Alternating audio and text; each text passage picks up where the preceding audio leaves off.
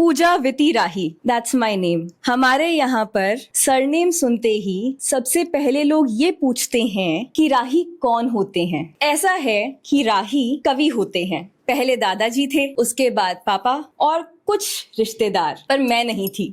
तकरीबन 10 साल पहले लिखना शुरू किया। चेतन भगत और E.L. जेम्स के बीच में झूलती हुई कहानियां, एक ब्लॉग बनाया, 10-12 लोग पकड़े जो उन्हें पढ़ सके, और तब तक प्यार भी नहीं हुआ था। तो जिसने जिया नहीं वो लिखेगा कैसे। तो इस बात पर कुछ लिखा था, मेरा इश्क लिखना कितनी आम सी घटना है, मुझसे पहले भी ना जाने कितने राही इस रास्ते से गुजरे हैं। बहुत बढ़िया, बहुत बढ़िया, बहुत बढ़िया।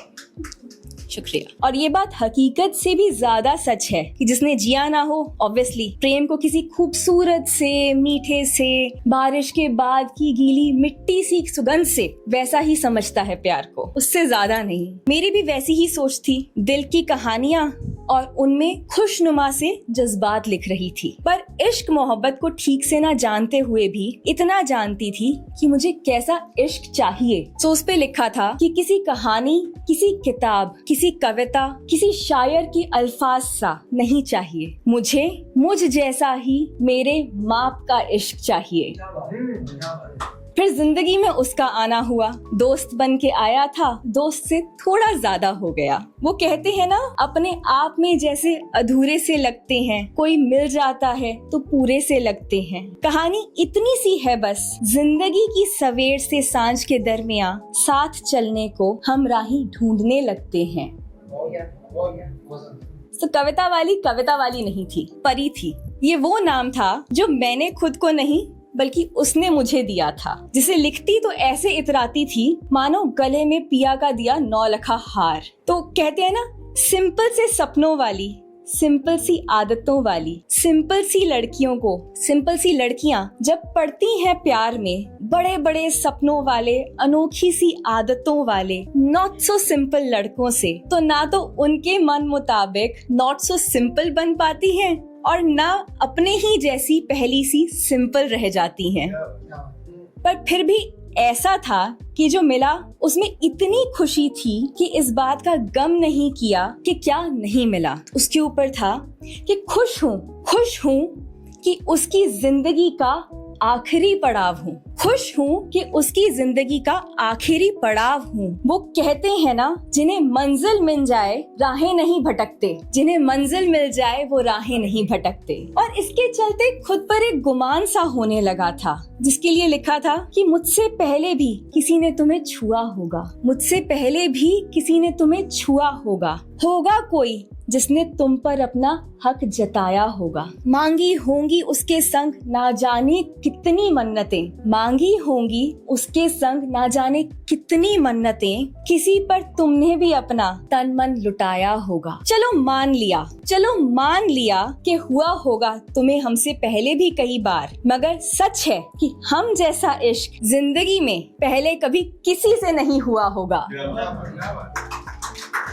इश्क नए से पुराना होता है तो साथ में कुछ दर्द भी ले आता है। उसके लिए something that we all share commonly. कभी किसी के ख्याल ने रातों की नींद उड़ाई है, कभी किसी के ख्याल ने रातों की नींद उड़ाई है, कभी किसी की आंखों में झांक कर तुमने अपनी छवि बनाई है, कभी देखे हैं बस किसी के ख्यालों में खोकर, कभी देखा है बस किसी के ख्यालों में खोकर, सुबह को शाम होते हुए कभी हंसी के पीछे आंसुओं की आहट छिपाई है, कभी किया है किसी का घंटों तक बेसब्री से इंतजार, कभी किया है किसी का बेसब्री से घंटों तक इंतजार, कभी किसी की याद में छूटी तुम्हारी भी रुलाई है, कभी तड़पे हो क्या किसी को गले लगाने को तुम, कभी तड़पे हो क्या किसी को गले लगाने को तुम भी मेरे यार, क्या तुमने भी कभी इश्क सी सोबत कमाई है। वो दर्द कुछ ऐसा था कि मुझे लगा ही नहीं कि मैं उसकी परी रह गई हूँ अब। तो हम लड़कियां जब नाराज होती हैं तो उसमें भी हमारे अपने रंग ढंग हैं। पाँव में पाजेब नहीं पहनती है, माथे पे बिंदिया नहीं लगाती है, पाँव में पाजेब नहीं पहनती है, माथे पे बिंदिया नहीं लगाती है। वो नाराज होती है तो होठों की क्या मजाल, कान के झुमकों के घुंघरुओं की भी बोलती बंद कर जाती है। तो कविता वाली के नाम का जन्म ऐसे हुआ। जिन लड़कियों ने भी मेरे साथ जो मैंने लिखा हुआ था उसे पढ़ा and they related to it, so I felt that कविता वाली was each one of those girls. It was not just me. So मेरे लिए कविता वाली हर वो लड़की है जिसने 85 से 95 के बीच में जन्म लिया, लेकिन इसके बावजूद ना तो वो 90 के दशक वाले लोगों की तरह समझदार हो पाई और ना ही 2K वालों की तरह अल्ट्रा कूल। तो लेकिन हम लोग जो है वो व्हाट्सएप इंस्टाग्राम वाली जनरेशन का पार्ट तो फिर भी बन गए। उसके लिए था कि गिनती होगी जब उनके चाहने वालों की, गिनती होगी जब उनके चाहने वालों की हम सबसे ऊपर आएंगे, गिनती होगी जब उनके चाहने वालों की हम सबसे ऊपर आएंगे, क्योंकि उनकी ब्लॉक लिस्ट में हमारे ही नंबर पाए जाएंगे। कविता वाली वो है जिसने एकता कपूर के शोज से एक एक सब्जेक्ट की ट्यूशन ली। किस किस को याद है वो शोज? सो कविता वाली वो है जिसने एकता कपूर के हर शो से एक एक सब्जेक्ट की ट्यूशन ली, चाहे वो मोहब्बत थी, इश्क था, लॉयल्टी थी या बस रिश्ते बनाने की कला। हर वो लड़की है जिसने ये सोचा कि मोहब्बत पाने से ज्यादा मोहब्बत करना जरूरी है। हर वो लड़की है जिसने इस बात को भली भांति अंदाजा लगा लिया और समझा कि हर पुरुष के हृदय में भी उतना ही प्रेम है, उतनी ही मात्रा में है जितना कि किसी स्त्री में होता है। तो इस पर 4 पंक्तियां हैं। उसके नर्म से होठों पर, उसके नर्म से होठों पर अपने होंठ रखे तो मालूम हुआ कि लड़के उतने सख्त भी नहीं होते जितना बनने की कोशिश करते हैं। तो ये कविता वाली का ही ख्याल है कि लड़कों के लिए भी उतना ही जरूरी है कि उन्हें कोई सुने, कोई समझे, कोई 2 पल बैठकर उनसे बातें साझा करे। इस पर एक छोटी सी पोएट्री लिखी थी। सुनो जो इस बार आओ तो संग लेते आना, जो इस बार आओ तो संग लेते आना, वो ख्याल जो तुम्हें रातों को सोने नहीं देते, और वो डर जो सिरहाने बैठे ही रहता है, वो बातें जो तुम्हें तन्हा पाके तुमसे बतियाने चली आती हैं, वो यादें पुरानी जो अकेले में तुम्हारी संगिनी बन जाती हैं, तुम्हें सीने से लगाकर, तुम्हारी धड़कनों को सुनकर, तुम्हारे हाथों में अपनी हथेलियां छिपाकर और तुम्हारे होठों पर अपने होठों को रखकर धीरे से चुपके से वो सब तुमसे चुराना है, वो सब तुमसे चुराना है और तुम्हारे होठों पर अपनी ही मुस्कुराहट को सजाना है।